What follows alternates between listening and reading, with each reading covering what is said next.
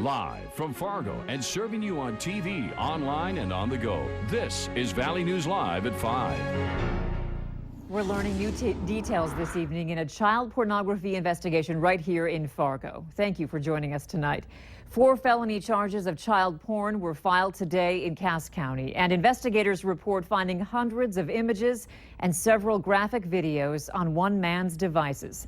He claims he was just researching the topic to help a friend who was abused as a child. Valley News Team's Bradford Eric joins us now with the latest. Bradford.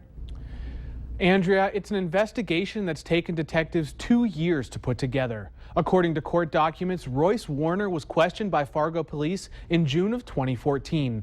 They asked Warner about a conversation where he claimed he was researching child pornography to find out how it was exchanged and to track down sexual predators.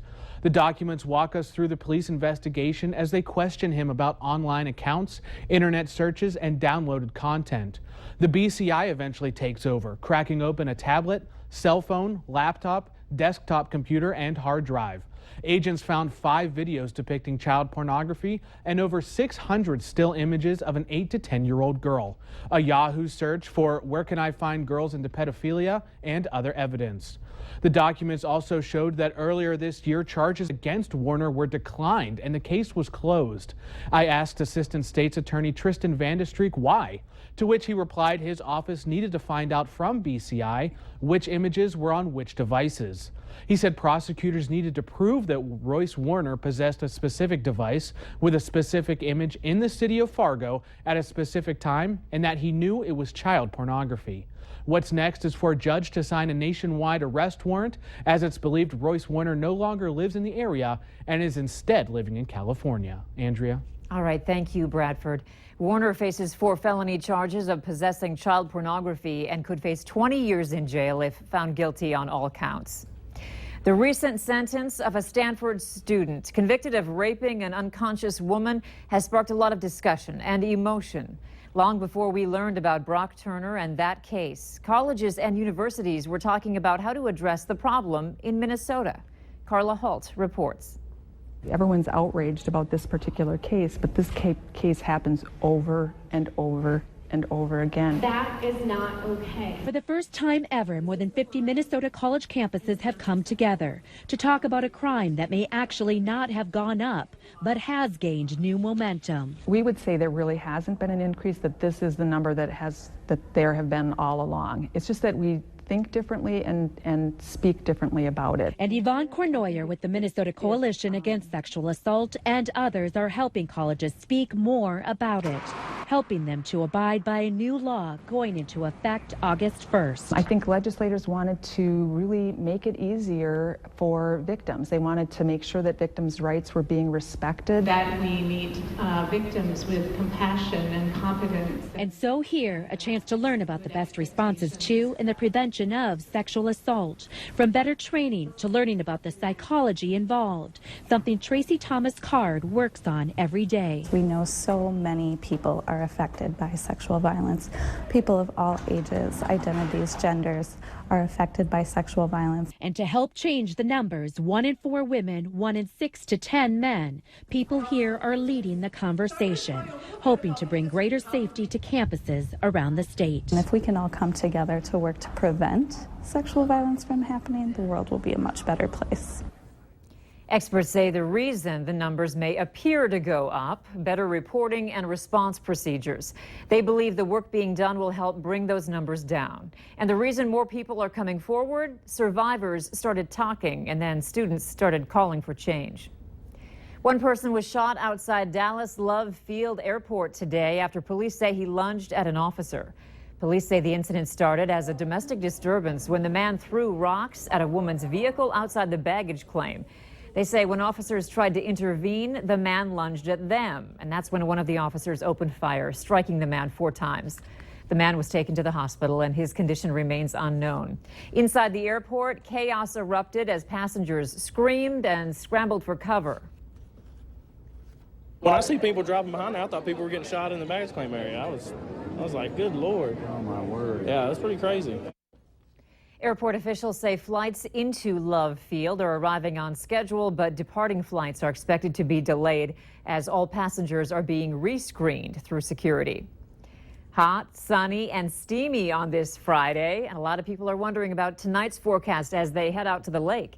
Here's Hutch Johnson with a look at first weather. Hutch? Well, that Skycam says it all, Andrea. A lot of blue sky across the region after some overnight thunderstorms delivered a wallop to the region.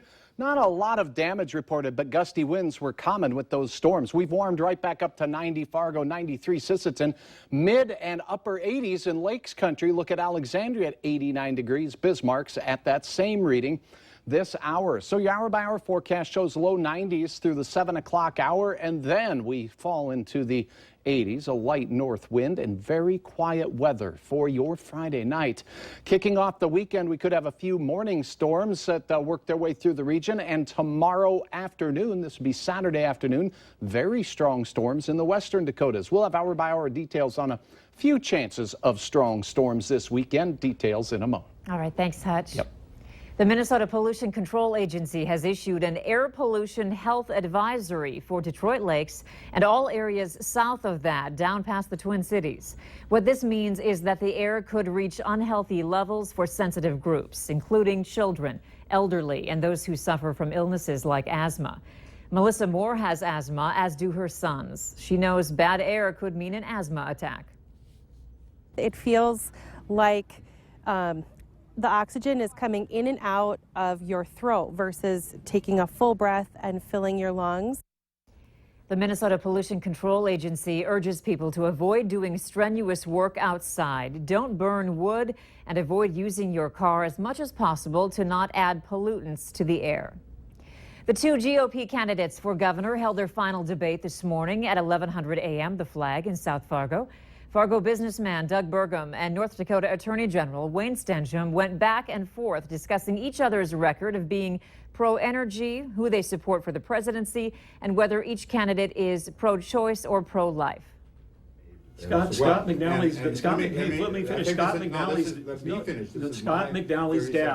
McNally's dad. Yeah, I know Scott is the head of HES. Scott has grown. He's got two petroleum engineering.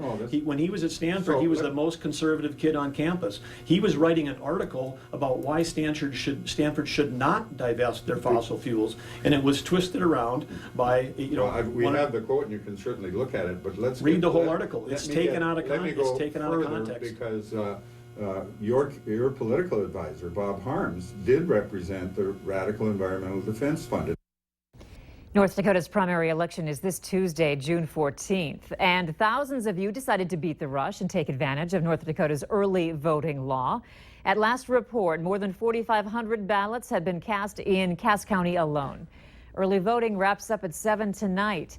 That hotly contested Republican governor's race that we just mentioned, along with stiff competition for local offices, are likely factors in the turnout. If you're traveling to the lake this weekend to escape our summer heat, you may notice a construction project in the works. Work is underway in Detroit Lakes for a new hotel. When we visited the property back in August, a sign outside said it's expected to open in about 1 year.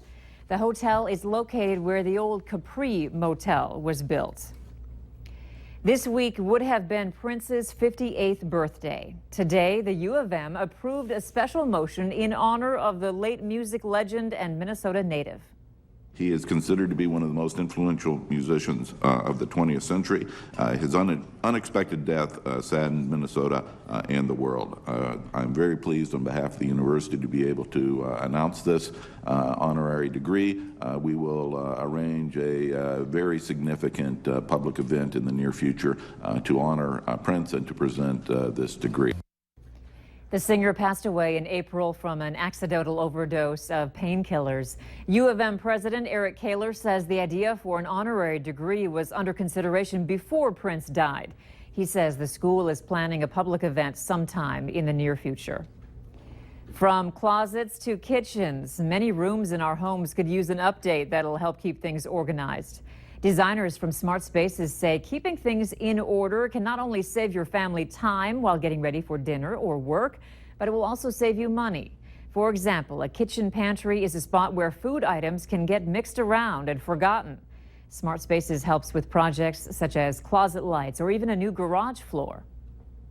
We really pride ourselves on finding the best solution for the customer, and sometimes that's not the whole house. Sometimes it is a small project, but if we can help in some little way, we really enjoy the idea that we're helping give people that peace of mind and helping make their everyday lives easier. We have a link to their website on valleynewslive.com. Just click on our hot button.